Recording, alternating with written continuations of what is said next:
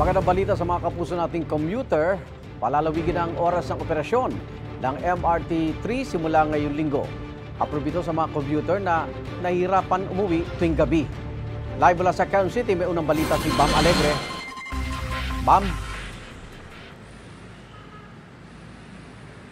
Igan, good morning. Ang MRT-3 may OT na rin o overtime tuwing gabi. Dagdag oras sa operasyon para sa mga pasahero. Ang empleyadong si RJ Nabo nahihirapan daw umuwi tuwing gabi. Nababawas kasi ang MRT-3 sa mga mapagpipilian bilang transportasyon dahil ang huling biyahe nito mula North Avenue Station 9:30 p.m. Sa Taft Avenue Station naman 10:09 p.m. ang alis ng huling tren. Kaya nang malaman niyang may direktiba para i-extend ang operating hours ng MRT, approve sa kanya. Mas maganda po kasi mas maraming sumasakay din paggabi yung mga pauwi, lalo mga galing sa mall.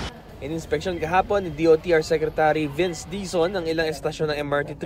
Ipinagutos niya sa management ng Metro Rail Transit na dagdagan ng 1 oras ang operasyon ng tren sa gabi. Bukod dito, ibinili niya rin sa pamunuan ng MRT na damihan pa ang mga bagon na maaaring sakyan tuwing peak hours. Ayon kay Secretary Dizon, plano nilang ipatupad yan ngayong linggo.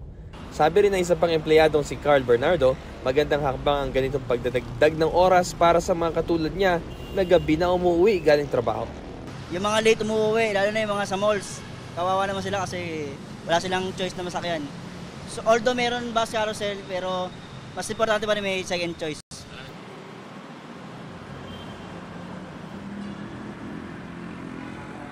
Igan, 4:36 a.m. nang umalis ang unang tren mula rito sa MRT North Avenue Station. Traffic situation naman, rush hour na kaya moderate to heavy na ang daloy ng trapiko dito sa EDSA southbound lane sa may North Avenue rin. Pero yung EDSA bus carousel ay marami pa tayong nakikita ang bus na nakapila para sa ating mga commuter.